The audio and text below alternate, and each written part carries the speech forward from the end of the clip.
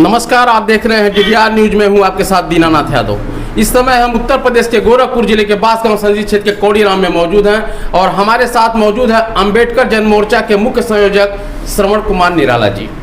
कभी बहुजन समाज पार्टी बसपा के पूर्वांचल के हार्ट कहे जाने वाले श्रवण कुमार निराला जी की ऐसी क्या मजबूरी हुई कि उन्होंने अंबेडकर जन मोर्चा का एक पार्टी का निर्माण किया। नमस्कार जी, आपको धन्यवाद सर।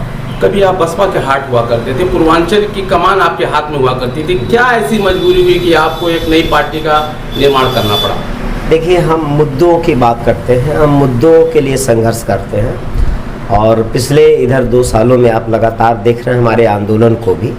अभी हम जनहित के मुद्दों पर लड़ते हुए, संघर्ष करते हुए गोरखपुर कमिश्नर कार्यालय पर गरीब भूमिहीनों को 1 एकड़ ज़मीन देने के लिए आंदोलन मैंने किया और मैं अभी 22 दिन झेल रहा हूँ।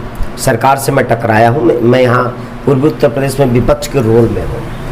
और जहाँ तक बहुजन समाज पार्टी से अलग होने की बात है, मैं विचारधारा का पक्का आदमी हूँ, अम्बेडकरवादी हूँ, पक्का अम्बेडकरवादी हूँ। और आज आप इस बात से समझ सकते हैं कि मैं बहुजन समाज पार्टी की किस सोच से मेरा वास्ता नहीं है या किस सोच के मैं खिलाफ हूँ। आज इस लोकसभा के चुनाव में आज जो बसपा का प्रत्याशी है, कल तक वो भाजपा का आदमी था। नरेंद्र मोदी के साथ सबका विकास, पूरे क्षेत्र में उसका पोस्टर वायरल है। मोहन भागवत आरएसएस प्रमुख के जन्मदिन पर वो मिठाइयाँ बांट रहा था। भाजपा का बहुत पुराना एक तरह से कार्यकर्ता, जिसको आज बहुजन समाज पार्टी ने टिकट दिया है, रातों रात आता है और बसपा का वो टिकट पा जाता है। तो हम इसी सोच के खिलाफ हैं कि विचारधारा के साथ समझौता हम नहीं कर सकते हैं।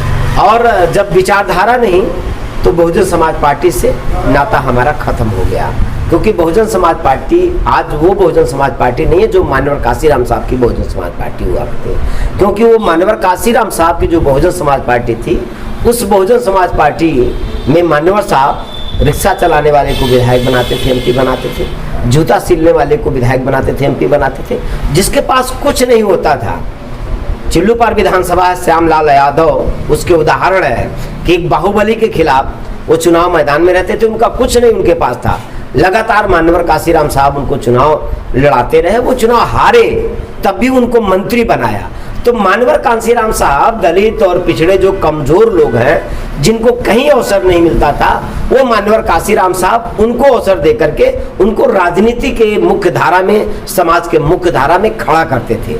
लेकिन आज की जो बहुजन समाज पार्टी है, उसका मेरिट क्या है कि आप कल तक भाजपा में हैं, आप आरएसएस के विचारधारा से ओतप्रोत हैं, लेकिन आप पैसे वाले अगर हैं, आपकी मेरिट ये है आप पैसे वाले हैं, तो बहुजन समाज पार्टी का टिकट आपका पक्का हो जाता है।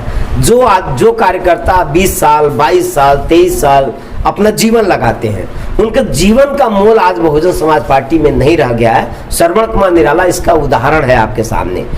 95 से लेके आज 24 में हम लोग खड़े हैं, लगभग 30-32 साल से ज़्यादा हो गया ना, पूरा उम्र हम लोगों ने लगाया। और बहुजन समाज पार्टी का झंडा ढोने से लेकर के, कुर्सी लगाने से लेकर के, वो सारा काम किया जो एक कार्यकर्ता करता है। और बहुजन समाज पार्टी को खड़ा करने के लिए पूर्वी उत्तर प्रदेश का कोई जिला, कोई नगर नहीं होगा जहां श्रवण कुमार निराला जाकर के गांव-गांव काम नहीं किए। एक जुनून था कि हम बहुजन समाज पार्टी के लिए इसलिए काम करते थे कि उसमें मान्यवर काशीराम साहब की छवि दिखती थी, बाबा साहब डॉक्टर अम्बेडकर की छवि दिखती थी। लेकिन आज उतना ही बड़ा कष्ट है कि बाबा साहब डॉक्टर अम्बेडकर के विचारों को बेच दिया गया, मान्यवर काशीराम साहब के विचारों को बेच दिया माननीय बहन जी ने। आप समझिए कि मान्यवर साहब कहते थे कि अपनी वोट का रक्षा बहन बेटी की तरह करना, वोट तुम्हारी इज्जत है। और आज जो गरीब है, जो दलित है, जो पिछड़ा है, वो समझ नहीं पा रहा है, एक जगह से उसका वोट बेच दिया जा रहा है। आखिर कौन सी मेरिट है राम समूह जैसे लोगों की जो आज बसपा के कैंडिडेट है?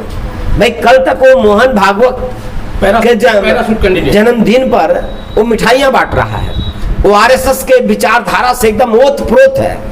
तो आप समझ सकते हैं कि बीजेपी कैसे डील कर रही है बहुजन समाज पार्टी को, बीजेपी का क्या टाई अप है बहुजन समाज पार्टी के साथ, और कौन सी मजबूरी है बहन कुमारी मायावती जी का, ये बहन जी बताएंगी कि एक भी रात का वो बसपा का कार्यकर्ता नहीं है और आज बहुजन समाज पार्टी का वो प्रत्याशी बन गया है, जो कल तक नरेंद्र मोदी का के साथ पोस्टर लगाकर पूरे इलाके में वायरल है। आप सोशल मीडिया पर, अब तो जब मैंने खुलासा किया तो सारा डिलीट करवा रहा है वो, लेकिन वो कौन सी मजबूरी है कि आरएसएस से आया हुआ आदमी, भाजपा से आया हुआ आदमी को माननीय बहन जी ने टिकट दे दिया। हम इसी बात के खिलाफ हैं। आप किसी गरीब कार्यकर्ता को देते जो 20 साल 25 साल से अपना जीवन लगाया है, तो श्रवण कुमार निराला सीना ठोक करके उस कार्यकर्ता की मदद करते। लेकिन ऐसे लोग जिनका जनता से कोई मतलब नहीं, विचारधारा से कोई मतलब नहीं, ऐसे लोग अगर सामने आएंगे तो हम हमेशा जनता के पक्षकार बन के खड़े रहेंगे। हम गरीबों के, दलितों के, पिछड़ों के, कमजोरों के पक्षकार बन के खड़े रहेंगे। हम बाबा साहब डॉक्टर अंबेडकर की औलाद है, मुझे कोई डरा नहीं सकता है। और श्रवण कुमार निराला मुख्यमंत्री के शहर में, जहां आंदोलन जैसा वर्ड लोग भूल चुके हैं, मैंने आंदोलन खड़ा किया, 50,000 लोगों को मैंने सड़क पर उतारा। 10 अक्टूबर को सरकार से सीधा जाके टकराया, सरकार मुझे रोकने के लिए जेल भेजा। मैं अपने साथियों के साथ 22 दिनों तक अभी जेल में रहा।